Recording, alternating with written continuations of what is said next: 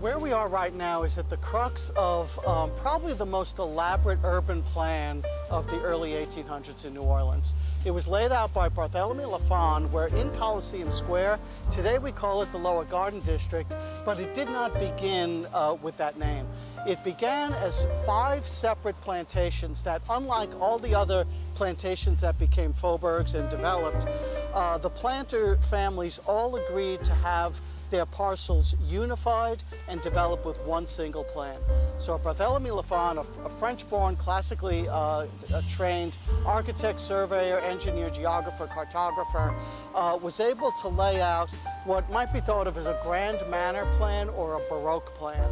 And a couple of the distinguishing elements are green spaces like this that were devoted to public use. You often come across streets that are torn up for too long time, sidewalks that are in the middle of a repair that takes years and years, and that's a bad thing, but it has in this city one redeeming aspect.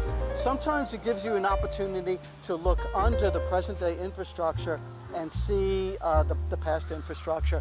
So for a number of years, about 2016-17, this sidewalk was torn up and people had to walk around it, but what it also did was reveal these incredible, probably 1880s brick chambers with these vaulted ceilings that I'm standing on right now that echo. Now, they were not Lafon's original 1810 plan here.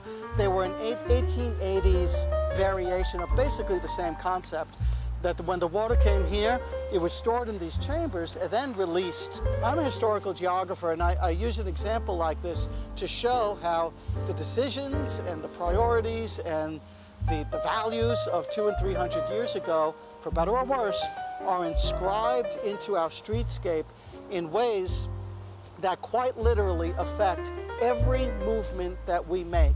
As we wake up in the morning to when we go, how you get to school, how you get to work, you're following along a spatial logic that is traceable back to what this place was like 200 and 300 years ago.